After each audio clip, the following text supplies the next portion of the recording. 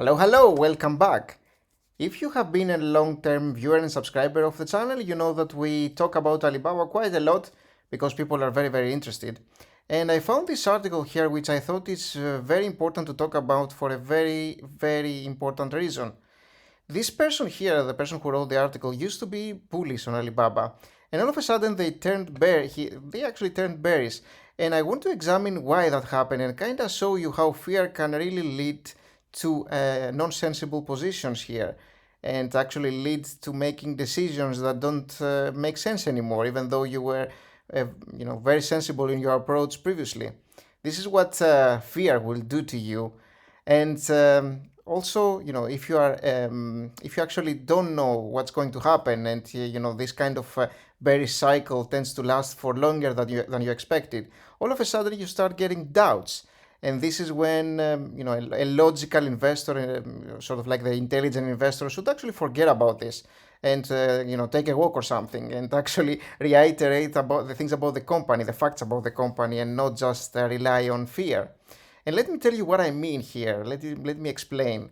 If you see here, almost a year ago, this person actually wrote an article about the market being silly with his stock, which I absolutely agree with, even a year ago. He used a DCF analysis to justify that the stock was very undervalued, and I totally agree with it, which is why I bought, and Alibaba is one of my top holdings right now. And look at what he's saying right after. Look at his next sentence here. First of all, he's talking about the DCF analysis, which is about the fundamentals of the company. And then he continues by saying the stock is down more than 50%, and bargain hunters have not been rewarded by being greedy when others were being fearful. So he actually compares a fundamental thesis about the company with the market thesis about the company, which is actually very wrong and can be super misleading, because why does it matter how far down the stock has gone? How does that even compare to the financials of the company? It's completely irrelevant. The market has a negative sentiment, some negative news keep piling up, and so it goes down. There's some fear and all that. But nothing has actually changed in terms of the fundamentals of the company, unless something happened that I don't know about. Certainly not something that the person talks about here. And then, which is very typical with this kind of negative articles, what the next thing that happens is that they keep reiterating the same negative news pieces that we already know about. And they create a basket of negative sentiment that, again, we already know about, and they actually stress facts that for the most part they would probably even go unnoticed in most cases. But just because this company is actually in a bearish cycle right now, they tend to be enormous. They tend to be gigantic for no real reason. Because he's talking about the very well-known things like the antitrust fine. How many antitrust fines have been given to all sorts of companies, right? Why is this Alibaba's like the one that's mostly talked about? Fines happen, they happen a lot, and this keeps getting rehashed again. It's again part of the negative basket of sentiment. Other things here, like the market regulation, and then he's talking about Tencent related regulations and Didi, for instance, and things of that sort. So yeah, again, he's kind of rehashing the well-known things that we already knew about. And then you will see him a little bit lower later at the article. He says that he talks about like Citi, that they have reiterated their buy rating on Alibaba, and the fact that they still cut their price target, which is at 177, much higher than today, of course.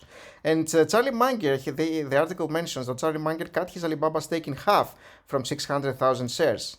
And to somebody who is not really well aware of what's going on in the markets, and they are not really following through what has actually happened here, they may think that actually Charlie Munger bought 600,000 shares of Alibaba and then he sold half, which is not the case. This is not what happened, not nearly what happened.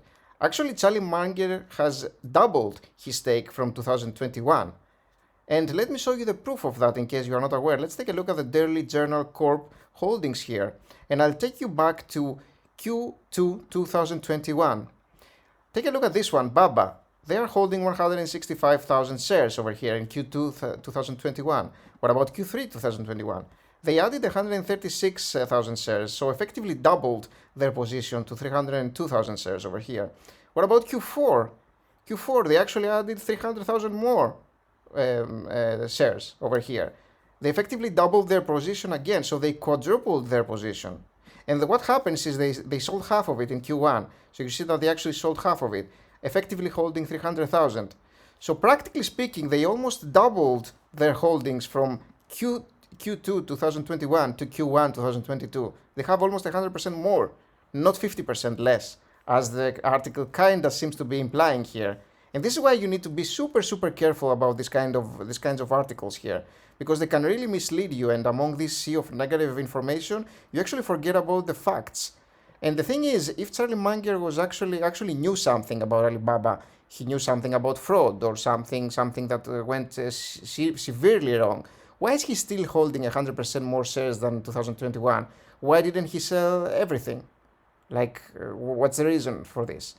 Like, if something was severely wrong, wouldn't you sell everything yourself? If you knew of something that the rest didn't know that was very negative, why would you hold 100% more of what you were already holding in 2021? Doesn't make sense. So this is why I don't think that Charlie Munger sold because of his thesis changing at all.